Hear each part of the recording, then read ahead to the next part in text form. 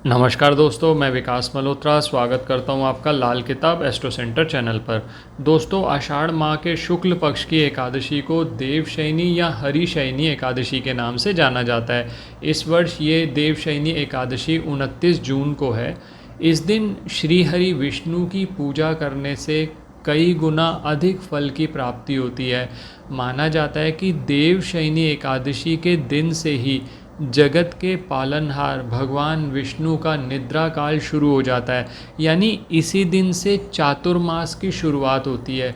दोस्तों, चातुर्मास शुरू होने के बाद से ही सारे शुभ और मांगलिक कार्यों पर रोक लग जाती है, क्योंकि ये जो चातुर्मास होता है ये भगवान की आराधना का समय होता है। 4 माह की निद्रा के बाद कार्तिक मास में शुक्ल पक्ष की एकादशी को जब भगवान विष्णु योग निद्रा से उठते हैं, जब देव उष्टान एकादशी मनाई जाती है, तब फिर से सभी मांगलिक कार्य शुरू हो जाते हैं। और इस बार चातुर्मास 4 महीने की बजाय ज़्यादा अवधि तक, करीब 5 महीने तक रहेंगे।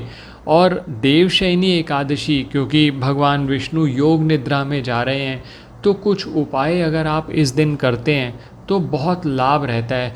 देवशयनी एकादशी पे वैसे भी ये कहा जाता है कि अगर आप इस दिन व्रत रख सकते हैं तो इससे बढ़िया तो कोई बात ही नहीं है।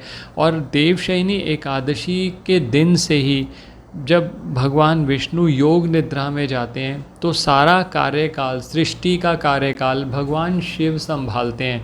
और इन 4 महीने के दौरान भगवान शिव की माँ दुर्गा के साथ पूजा जो की जाती है वो विशेष लाभ प्रदान करती है। अब अगर आपके दाम्पत्य जीवन में प्रॉब्लम्स हैं, जीवन में बहुत ज़्यादा समस्याएं आ रही हैं, परिवार में समस्याएं हैं, गृह कलेश है, नौकरी से संबंधित समस्याएं हैं, देवशयनी एकादशी का दिन बहुत खास माना जाता है, और ख़ासकर धन प्राप्ति के लिए।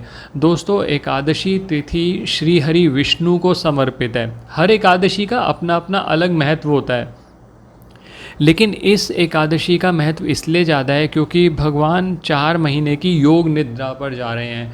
आप इस समय पर जो वरदान, जो पूजा आप करेंगे, जो वरदान आपको मिल गया, तो वो इन 4 महीने में जब तक भगवान उठेंगे तब तक आपका कार्यगत हो जाता है। तो दोस्तों, देर ना करें और इस दिन जो उपाय आपके साथ बात कर रहा हूँ ये ज़रूर करके देखें, आपको लाभ मिलेगा। और एक बात और ध्यान रखिएगा दोस्तों कि इस बार जो देवशयनी एकादशी है वो गुरुवार वाले दिन पड़ रही है। गुरुवार और एकादशी का एक साथ होना अति शुभ अवसर है, क्योंकि दोनों ही श्री हरि को समर्पित हैं। और गुरुवार को एकादशी होने से जातक के पूजा अर्चना का विशेष लाभ प्राप्त होता है। और वैसे भी दोस्तों, क्योंकि इन्हीं 4 महीने के अंदर आपके और पितरों के पितृपक्ष भी आता है, तो आप जो भी उपाय इसमें करेंगे पितरों के निमित्त, उसका भी लाभ रहता है। देवशयनी एकादशी के दिन पितरों के लिए दान करना, अच्छे कार्य में आप कोई इन्वेस्ट करना, ये बहुत अच्छा माना जाता है। और इस बार योग भी बहुत अच्छे बन रहे हैं। सुबह 5:26 से लेकर शाम 4:30 बजे तक रवि योग बन रहा है, और सुबह 5:16 से लेकर 29 जून को 30 जून तक 3:44 तक सिद्ध योग बन रहा है। बुध जो है वो सूर्य के साथ है, तो बुध आदित्य योग है। तो कई योग होने की वजह से और गुरुवार का संयोग होने की वजह से इस एकादशी का महत्व और बढ़ जाता है। अब उपाय कौन कौन से करने हैं? सबसे पहले तो साबुत धनिया आप ले आइए। साबुत धनिया आप थोड़ा सा ले आइए। आप इतना कर सकते हैं कि 10 रुपये का साबुत धनिया लेके आ जाइए। अब ये जो साबुत धनिया है, रात को एक मिट्टी का दीपक, ये जो धनिया जैसे ही लाएंगे आप पहले भगवान के सामने रख दें। रात को एक मिट्टी का दीपक आपने जलाना है भगवान विष्णु और माँ लक्ष्मी की प्रतिमा के सामने। उसके साथ साथ एक दीपक मिट्टी का जलाना है तुलसी के पौधे के सामने। अब ये जो दीपक होगा इसमें देसी घी और गाय का देसी घी डले तो सबसे बढ़िया रहेगा।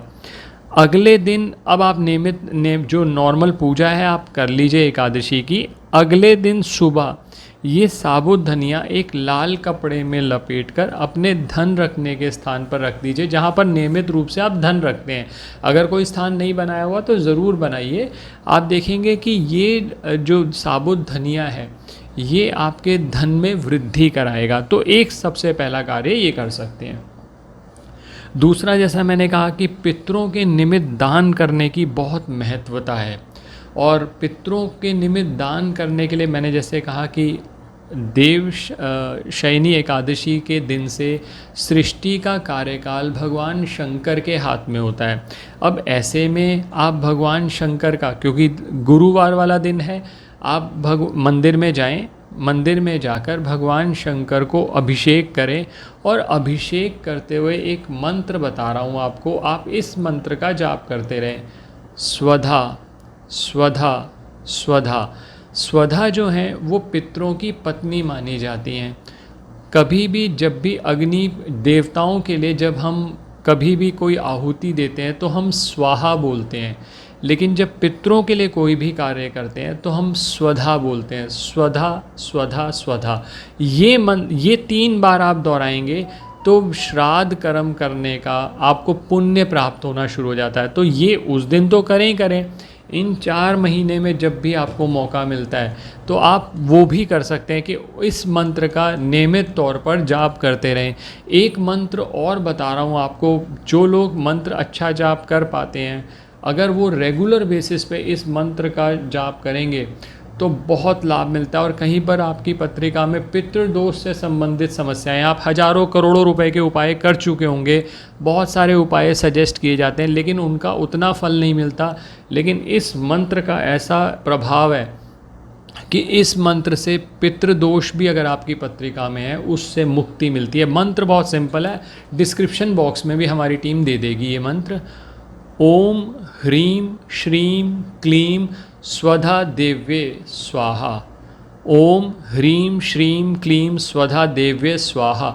इस मंत्र का जाप आप देवशयनी एकादशी के दिन तो करें ही करें, आगे इन 4 महीने में जब तक आपका ये चातुर्मास चल रहा है तब भी आप जाप करते हैं, पितृपक्ष के दौरान करते हैं, तो आपको इसका बहुत लाभ मिलेगा। तो ये आप मंत्र का जाप करेंगे। अब जीवन में आप कहते हैं बहुत ज़्यादा समस्याएं आ रही हैं, तो 2 छोटी छोटी चीज़ें आप और कर लीजिए। मैंने जो भी उपाय बताए इसमें कोई आपके पैसे नहीं लगने, बहुत ज़्यादा एफर्ट भी नहीं लगना, लेकिन देवशयनी एकादशी में अगर आप व्रत रख रहे हैं और साथ में ये भी कर दें तो आपको बहुत लाभ मिलता है। मैं कहता हूँ अगर आप व्रत नहीं भी रख पाते तो जो आप अपने पितरों के निमित्त हो सके तो दान जरूर निकालें। आप कुछ भी अपनी श्रद्धा के हिसाब से, चाहे आटे की थैली दे दें, चावल दे दें, कुछ भी दान, कोई सूखा अनाज दान दे दें, दालें इत्यादि दे दें, वो किसी ब्राह्मण को भी दे सकते हैं, गरीब व्यक्ति को भी दे सकते हैं, किसी को भी दे दीजिए। व्रत नहीं रख पा रहे कोई बात नहीं, आप भगवान की पूजा तो कर ही सकते हैं ना। ओम नमो भगवते वासुदेवाय नमः मंत्र का जाप करते रहें, आप देखिएगा भगवान विष्णु की कृपा आपको कैसे मिलती है। अब जीवन में समस्याएं बहुत हैं, तो 2 छोटे छोटे कार्य और कर लीजिए। एक तो सुबह के समय, एकादशी के दिन सुबह के समय, गुरुवार वाला दिन है, बृहस्पति का दिन है, और पीपल का वृक्ष भी बृहस्पति से संबंधित है। तो एक स्टील का लोटा ले लीजिए, उसके अंदर थोड़ा जल डालिए, थोड़ा कच्चा दूध डालिए, थोड़े से काले तिल डालिए, थोड़ा सा गुड़ डालिए, और ये सब पीपल के वृक्ष पर चढ़ा दीजिए, अपने पितरों का स्मरण करते हुए, भगवान विष्णु का स्मरण करते हुए ये चढ़ा दीजिए। और दूसरी चीज़ आपने करनी है, भगवान विष्णु की प्रतिमा अगर आपके पास है, कोई मूर्ति रखी हुई है आपने, या लड्डू गोपाल जी रखे हुए हैं, या मंदिर में आप चले जाएं, वहाँ पर भी आप उनका अभिषेक केसर से कर सकते हैं। अगर ये भी संभव नहीं है तो आप ऐसा कर सकते हैं, उनको केसर और आंवला, अगर ये दोनों चीज़ें उपलब्ध आपके पास आसानी से हो तो सुबह ज़रूर चढ़ाएं, और फिर उसको फल, उसका प्रसाद की तरह उसे खाएं। तो दोस्तों, देवशयनी एकादशी का लाभ आपको मिल जाएगा। आशा करता हूँ दोस्तों वीडियो पसंद आया होगा। अगर वीडियो पसंद आया है तो लाइक करें, बाकी लोगों के साथ भी शेयर करें, चैनल पे नए हैं तो सब्सक्राइब कर दें, बेल बटन को पुश करना ना भूलें, और किसी भी तरह के ज्योतिषीय परामर्श के लिए हमारी वेबसाइट पर विजिट करके अपॉइंटमेंट बुक कर सकते हैं, जिनका लिंक डिस्क्रिप्शन बॉक्स में दिया हुआ है। धन्यवाद दोस्तों, आपको देवशयनी एकादशी की बहुत बहुत शुभकामनाएँ। ओम नमो भगवते वासुदेवाय नमः।